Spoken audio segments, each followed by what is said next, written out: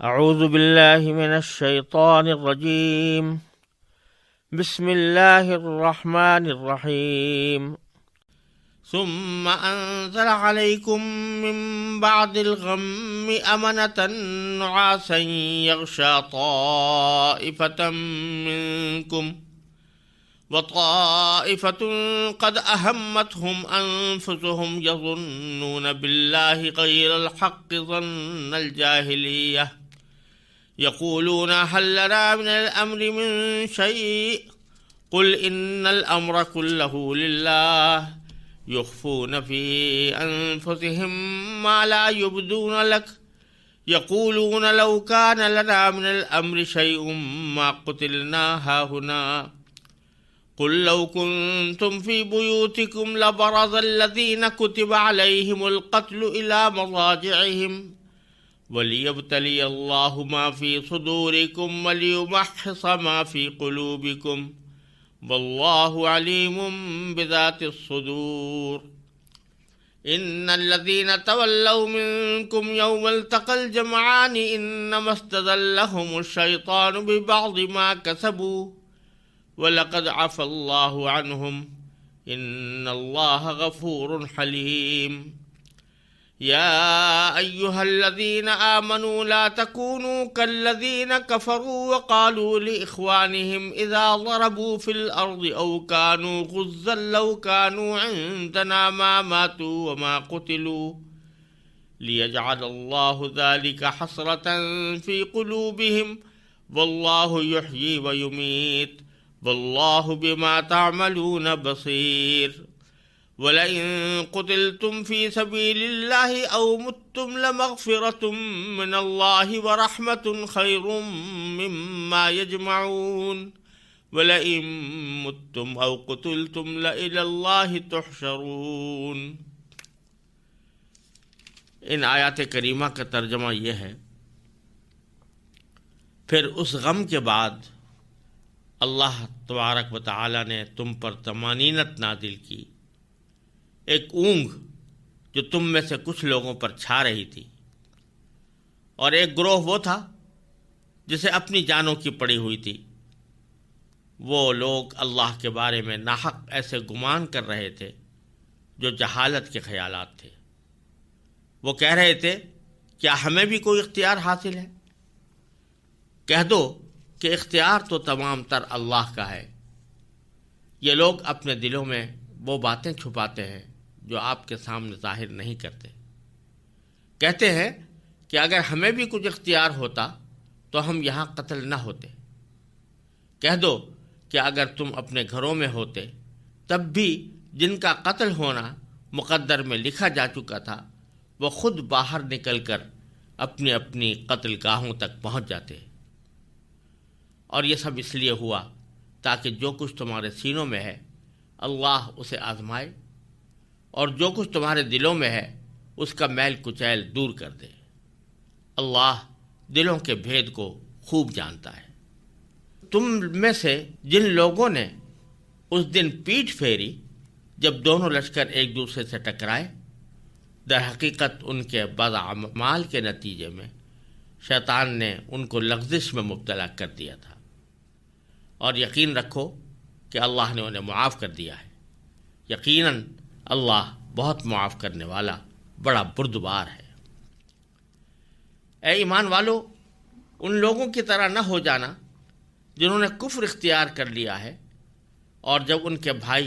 کسی سرزمین میں سفر کرتے ہیں یا جنگ میں شامل ہوتے ہیں تو یہ ان کے بارے میں کہتے ہیں کہ اگر وہ ہمارے پاس ہوتے تو نہ مرتے اور نہ مارے جاتے۔ ان کی اس بات کا نتیجہ تو صرف یہ ہے کہ اللہ ایسی باتوں کو ان کے دلوں میں حسرت کا سبب بنا دیتا ہے، ورنہ زندگی اور موت تو اللہ دیتا ہے، اور جو عمل بھی تم کرتے ہو اللہ اسے دیکھ رہا ہے۔ اور اگر تم اللہ کے راستے میں قتل ہو جاؤ یا مر جاؤ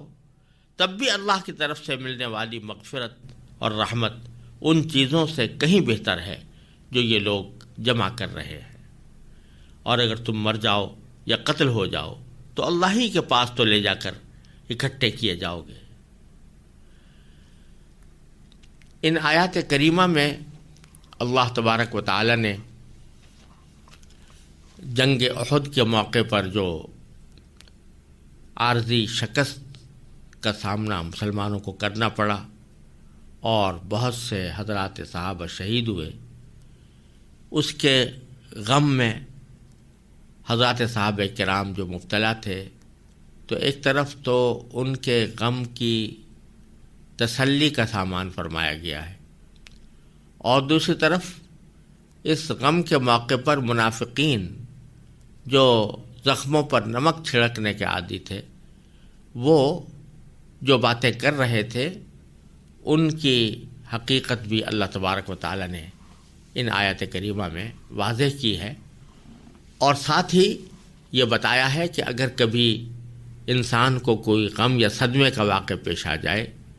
تو اس میں اس کا طرز عمل کیا ہونا چاہیے، اور اس میں فضول خیالات دل میں لا کر کے اگر یوں کر لیتے تو ایسا ہو جاتا، یہ خیالات انسان کو سوائے حسرت میں مبتلا کرنے کے کوئی اور فائدہ نہیں رکھتے۔ لہذا اس کے بجائے اللہ تبارک و تعالیٰ کی تقدیر پر راضی ہو کر، اور اگر کوئی صدمہ پیش آیا ہے تو اس میں اس صدمے کے اسباب میں اپنی غلطیوں کا احساس کر کے، اس کا ادراک کر کے آئندہ اس کی تلافی کی کوشش کرنی چاہیے۔ یہ ان آیات کا مرکزی مفہوم ہے۔ ایک طرف تو اللہ تبارک و تعالیٰ نے یہ فرمایا کہ جنگ احد کی شکست کا جو ظاہری سبب ہے وہ بعض حضرات کی اس غلطی کی وجہ سے تھا کہ وہ تیر اندازوں کا دستہ جو ٹیلے پر مقرر کیا گیا تھا وہ اپنے وقت سے پہلے اپنی جگہ کو چھوڑ گیا تھا، لیکن ساتھ ہی اللہ تبارک و تعالیٰ نے فرمایا کہ اس غلطی کے نتیجے میں جو صدمہ پہنچا، اس صدمے کے ازالے کے لیے اللہ تبارک و تعالیٰ نے کچھ تسلی کے سامان صحابہ کرام کو عطا فرمائے۔ چنانچہ ان میں سے ایک تسلی کا سامان یہ تھا کہ جب حضرات صحابہ کرام صدموں سے چور تھے، زخموں سے چور تھے، بہت سے صحابہ کرام شہید ہو چکے تھے، اس صدمے کے عالم میں اللہ تبارک و تعالی نے بہت سے صحابہ کرام کے اوپر اونگ مسلط فرما دی، یعنی نیند مسلط فرما دی۔ ابتدائی نیند کا جو حصہ ہوتا ہے اس کو عربی میں نعاس کہتے ہیں، اردو میں اونگ کہتے ہیں۔ اس اونگ کا نتیجہ یہ ہوتا ہے کہ اس کے نتیجے میں صدمے کی شدت کم ہو جاتی ہے۔ تو اللہ تبارک و تعالیٰ فرماتے ہیں ثم انزل علیکم من بعد الغم، پھر اس غم کے بعد اللہ نے تم پر نازل کی، کیا نازل کی؟ تب امانتاً، ایک اطمینان کی کیفیت یا طمانینت، نعاساً، اور وہ طمانینت کی کیفیت ایک اونگ کی شکل میں تھی، یغشا طائفۃ منکم، جو تم میں سے کچھ لوگوں کے اوپر کو ڈھانپ رہی تھی، کچھ لوگوں کے اوپر چھا رہی تھی، ایسی نیند ہم نے اس کو مسلط کر دی۔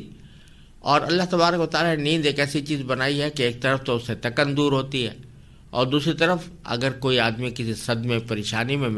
مبتلا ہے